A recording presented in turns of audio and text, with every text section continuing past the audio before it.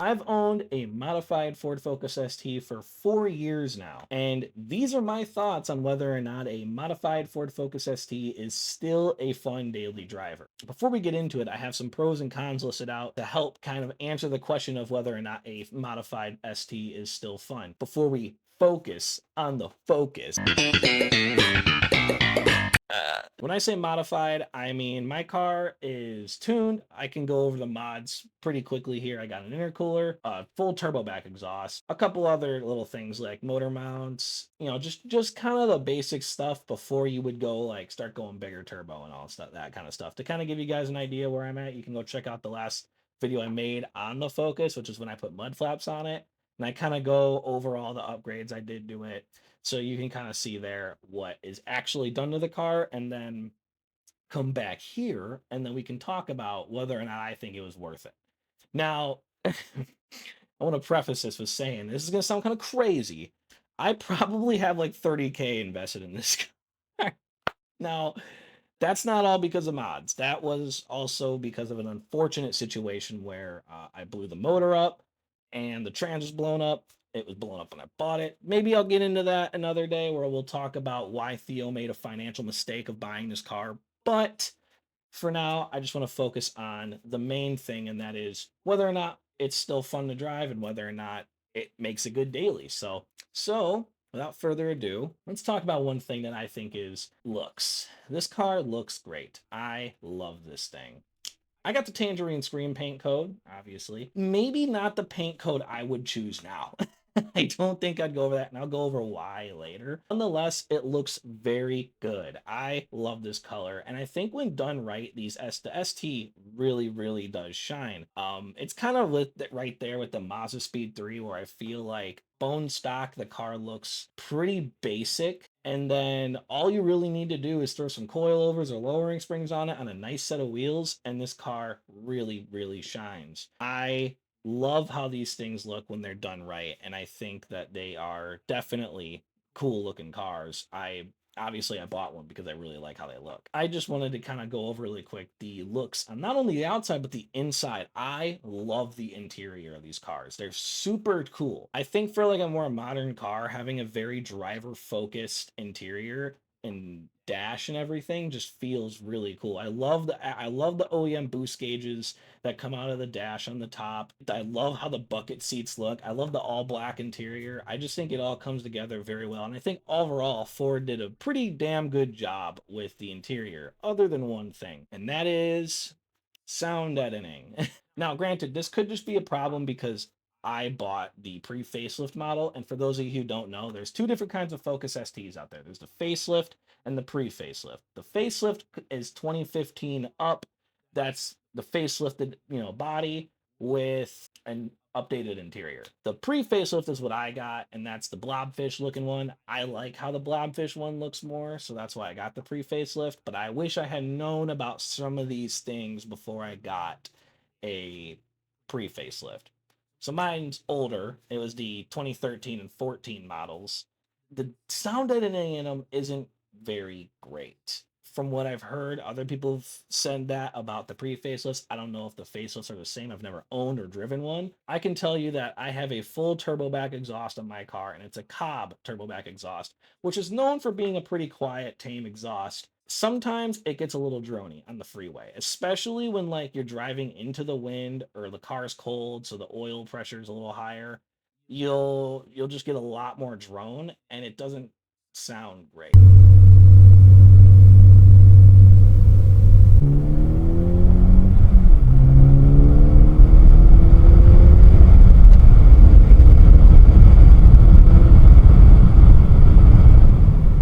Overall, I really like how the car sounds. It sounds amazing. It's just sometimes when you're on the freeway, I'm like, okay, this feels like a little much. It's not enough to make me want to take the exhaust fully off, but it's definitely enough to make me consider maybe welding a different resonator on to maybe help cut it down a little bit. But for the most part, I've had this car, like I said, for 4 years, and I've had like three different exhaust setups on it, and it's always been a little drony. So I think it's just because of the nature of the car. It could be because it's hatchback. I don't know. If you own a Focus and have the same problem and maybe even solved it, feel free to let me know because I'd love to know. That is probably one of my biggest gripes on the ST. Despite the little bit of drone it can have, I think it's a very, very comfortable car. The seats are pretty divisive. You either love them or you hate them. I am in the love it category. I think the seats are super comfortable. They fit me perfectly. My girlfriend really likes them. I just love how well made they are. The nicest thing is that if I have a passenger in, if I'm driving like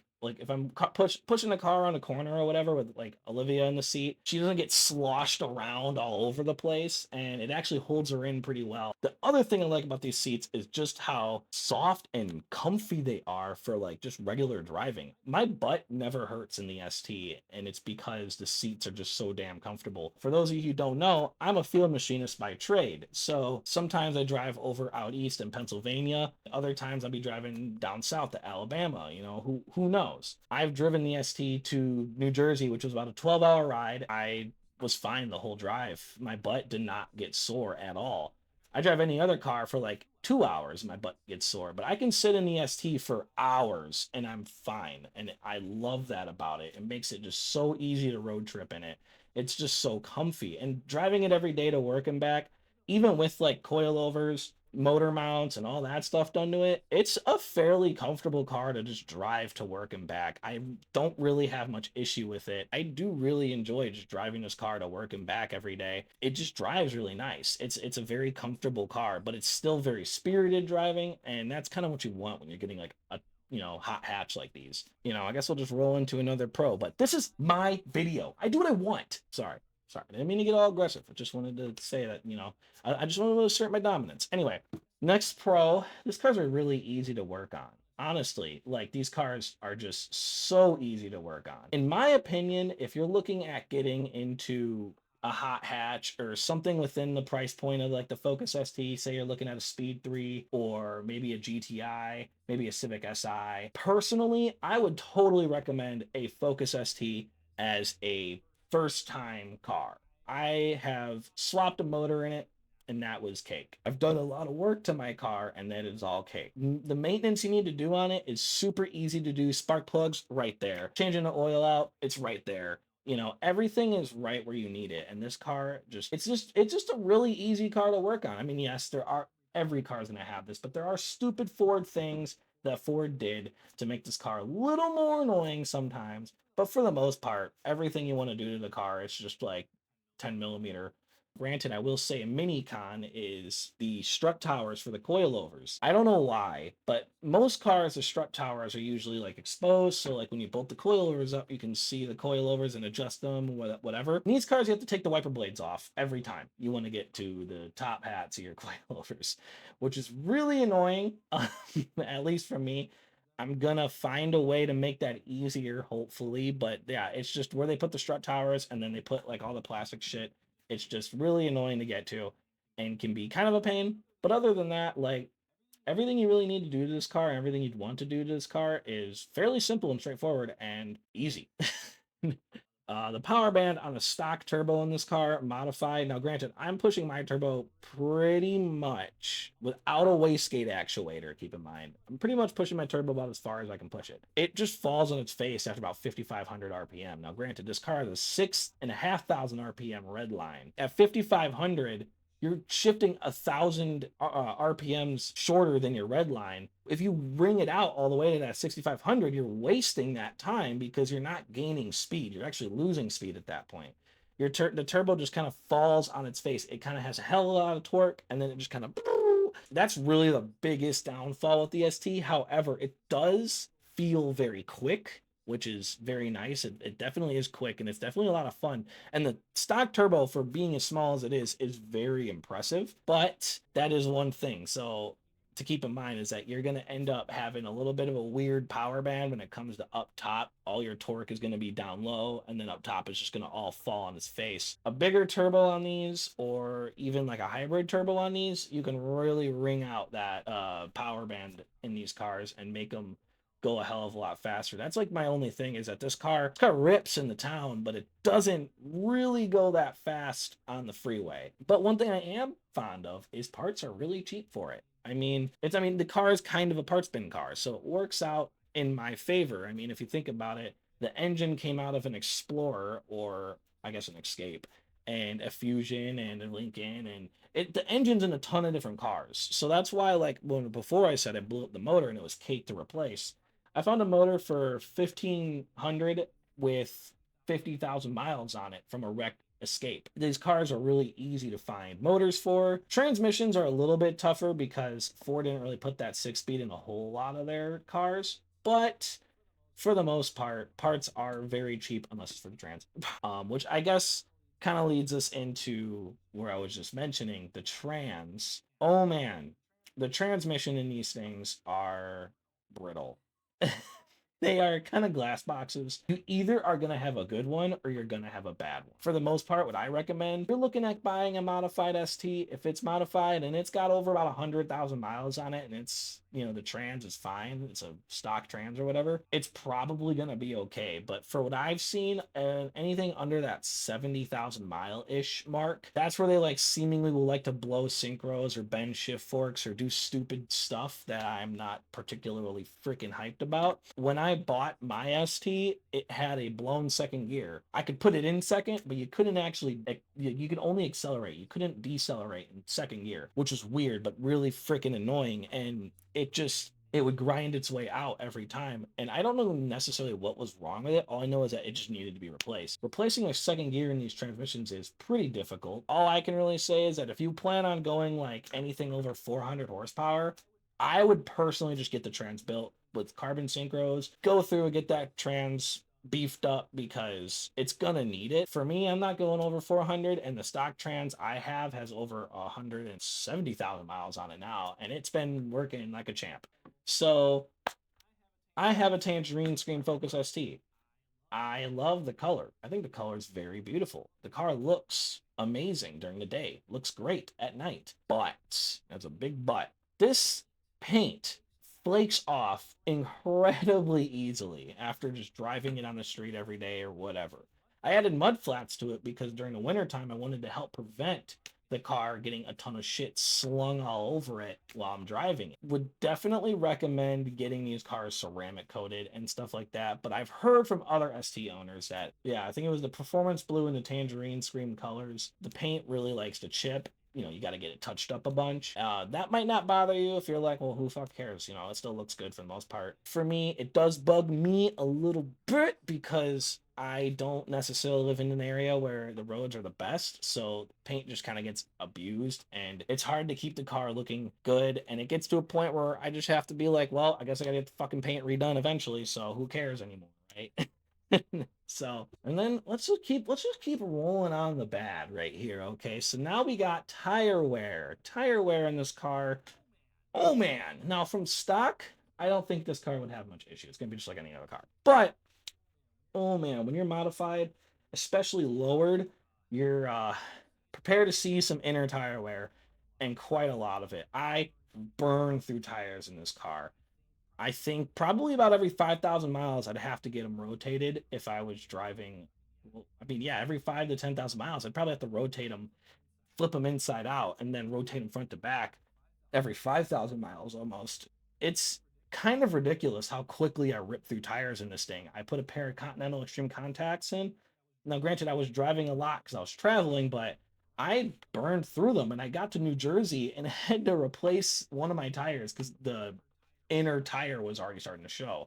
But let's get back into a good, and that is the aftermarket support and the community behind this car. Granted, if you drive a modified ST, you want to modify it more. You want to be able to find more parts for it or whatever. And the aftermarket support in this car is pretty incredible. There is so many different parts out there. The community behind it is huge and very strong. I follow a couple groups like on Facebook, the STRS Alliance, which is pretty much just the most toxic group on the planet, and I don't recommend you join. Like the Wisconsin ST Club, like there's so many different groups of people who drive these cars and love and enjoy them, and Ford made millions of them, so there's a ton of STs running around on the street. So if you ever need to find out anything about these cars, it's really easy to figure out something, especially with modified ones, because so many people modify these things, especially on stock turbos. you could find pretty much anything you need to find on this car. Someone's made a video on it. Oh, it got too much turbo flutter. Boom, bam, video on it, right? So that's really the biggest thing with the ST is that really gives it an edge is that there's just so many people out there who make videos on it and talk about this car or make blogs or whatever. They just make so many companies make parts for these things, good parts for these things, and good parts for these things aren't that expensive. So it makes it a really, really, really good option for someone who's looking to get something that's comfy enough to daily, but still easy and relatively inexpensive to modify. And that is so the bad would definitely be the purge valve solenoid. This is a big issue with these cars, especially when you start modifying it. But even on stock STs, this becomes an issue. There's basically a little thing inside the engine bay called a purge valve. Also, every time you put a full tank of gas in it, it would stall. And before you're like, every time? Yes. Anytime gasoline entered the gas tank and you would go to start it up, it would stall and die, and then you had to start it up again. It was always a two-step process to starting up, which made you look really bad when you were just sitting at a gas station and there was a ton of people around you and you'd hit the start button and it's and then you have to start it up again and then it fires up with no issue. It's like a $60 part, but I wouldn't take it to Ford because I guess they'll replace it and it'll just break again. However, I'm pretty sure if you replace it, it'll just break again. This part fucking sucks on these cars, and they just break, and they just continuously break for no reason, out of the blue. They're not hard to replace. They take literally like 5 minutes, but it's just very frustrating to have something like that on the car that just constantly goes out and makes the car feel like shit and makes the car stall. Also, another thing, in worst cases, some people have it so bad to where their car starts just stalling if they're in neutral. I actually had this happen once. One thing you can look for is if your car starts throwing a check engine light for a evap leak, or if it starts throwing a check engine light for running to, or if you're getting a O2 sensor stuck rich, then I would definitely just replace your purge valve solenoid, and it'll fix your issue.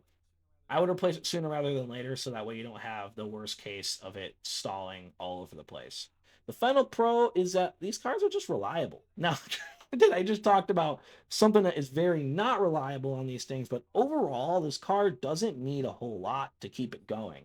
That's the thing I really, really like about these cars. Now, granted, I told you I had to replace the motor in the beginning, but what I did not tell you was that when I bought this car, it was a pile. This thing had been abused and had been fuckboyed all up the wazoo. This thing had a crackle tune on it, had a bunch of parts that it was not tuned for on it. When you have all that, yes, the cars are going to blow up. If you don't tune them, the cars are going to blow up. One of my biggest things with these things is that if you're going to modify your ST, do not just stick to the Cobb off the shelf tunes. The Cobb off the shelf tunes are just supposed to get you.